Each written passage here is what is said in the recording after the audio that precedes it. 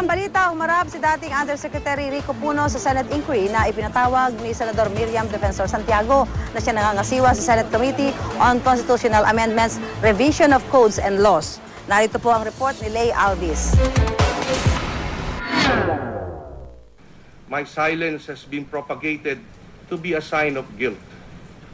Instead of demanding the accusers to prove their accusations, some sectors of media require me to prove my innocence. I can face anyone in the eyes and show that all these are all lies. And this is why I am here. Sa kanyang pagharap sa ipinatawag na Senate inquiry ni Senadora Miriam Defensor Santiago, sinagot ni dating Undersecretary Rico Puno ang mga kontrobersyang idinidikit sa kanya. Unang tinalakay ang pagkakadawit ni Puno sa huweteng noong 2010. Nang ilantad ni retired Archbishop Oscar Cruz ang listahan umano ng mga huweteng payola recipient. On 21 September 2010, that's about 2 years ago, in a Senate hearing, Archbishop Cruz, who is present, implicated former PNP Chief Jesus Verzosa and Yusek Puno, among others, as recipients of wedding payola. Many in the list were identified as wedding lords and operators. Puno confirmed that he received feelers from wedding operators who wanted to know how to continue the illegal numbers operation under the Aquino government.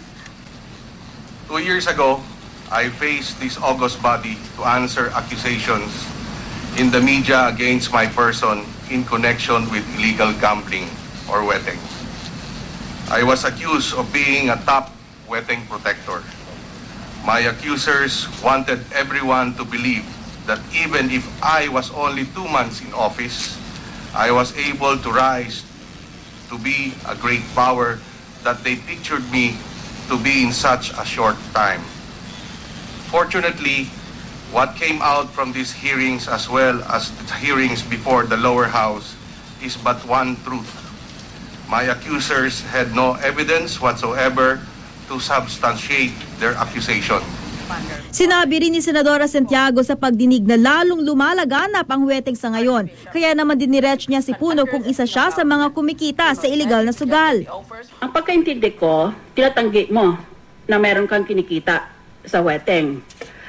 Kung hindi ikaw ang tumatanggap, Mr. Puno, sino kaya ang tumatanggap nitong perang ito? Dahil hindi ito mamulaklak, hindi yan, it will not flourish kung walang protection. Pwedeng may protection ka sa gobernador, pero kung ayaw ng someone higher up than the governor, then it still will not be able to continue its lifetime. Isn't that so? Ngayon, ikaw, Undersecretary ka for Peace and Order, hindi ka ba tumatanggap ng protection money? Hindi po. Hindi. Kung hindi ikaw, may protector pa rin yan sila on a national level. Ibig mo sabihin, ng Secretary of the DILG was accepting protection money? Hindi rin po. O di yung sa Malacanang? Wala rin po akong alam. Walang nagtatanggap ng protection money. You can sit there with a serious face and tell me nobody accepts protection money, but very obviously there is somebody we cannot name who protects this scandal because it is so it is proliferating at such a fast clip throughout our country. Ganon ba yun ang ibig mong paintindi sa akin? I remind you that I have a doctorate in law. Ikaw ay meron kang bachelor's degree in agricultural economics. Opo. Pandaran mo ako ngayon ng economics mo. Mari ba na maglaganap yung napakasakit ng ulo ng ating bansa kung saan bilyon ang kinikita na walang nagpo-protect on a national level? Meron nagpo-protect yan on the regional level or on the municipal level, pero on the national level, pag merong wala talagang kumikita dyan, patay ang weteng. Yun ang sinasabi, I think, ni Archbishop Cruz, in paraphrase. Kaya wala kang kaalam-alam. Undersecretary ka of Peace and Order, pero wala kang alam. Tama po yun. Wala po akong alam doon. At kahit nalinaw na sa harap ng media ilang araw ang nakaraan, muling inilahad ni Puno ang nangyari noong gabing pumunta siya sa opisina at kondo ni Secretary Jesse Robredo, alinsunod sa utos ni Pangulong Aquino. Is the clear instruction of the President to secure the offices of the late Secretary Jesse Robredo, including all his documents. Hence, I followed the orders. After securing the DILG office of the Secretary, I learned from Police Superintendent Oliver Tanseco, Deputy Senior Police Assistant for the Office of the Secretary, that there were documents in the condominium. Prudence dictated that we also secure the condominium unit. The accusations that I raided and ransacked the office and condo is truly unfair and unfounded. Lalo namang nagisa si Puno ng tanungin ng senadora kaugnay sa pagbili ng mga baril para sa PNP. Tanong ni Santiago, ano ang papel at kung nasa kapasidad ng dating posisyon ni Puno ang partisipasyon niya sa bidding process sa pagbili ng mga assault rifle mula sa RS Pinelli Trading. Bakit ka nakikialam? I am asking you, what is your legal basis? Cite me the law. That if you're a member, were you a member of the Napolcom? Hindi po. Kaya bakit ka nakikialam sa bidding process? Bakit mo kayang tawagin ang lahat ng suppliers? Po, as undersecretary at saka yung special functions namin at para yun ay nire-report namin kay secretary.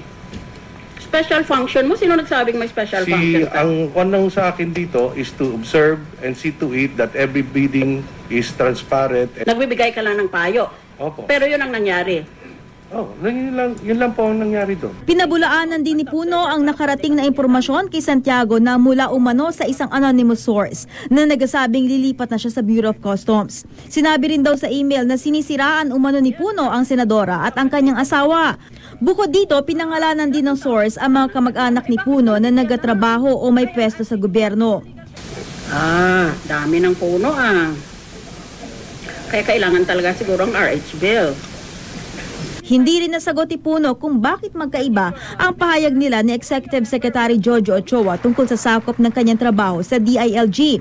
Sabi kasi ni Puno, wala siyang exclusive control sa PNP. Pero sa report ni Ochoa kaugnay sa Manila bus hostage taking, sinabi niyang directly in charge si Puno sa PNP affairs. Naungkat din ang pag-reverse ng grupo ni Ochoa noon sa mga rekomendasyon ng DOJ tungkol sa Manila bus hostage taking.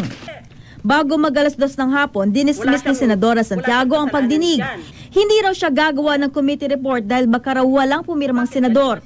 Himutok ni Santiago, hindi na nga sumipot ang karamihan, kini-question pa umano ang jurisdiction niya. Naghimutok din siya sa palasyo dahil sa hindi pagdalo ng mga cabinet secretary. Ayon sa palasyo, handa naman sila makipagtulungan sa Senado, pero may mga ilang katanungan daw na nais muna nilang masagot bago padaluhin ang mga cabinet secretary. Lay Alves, GMA News.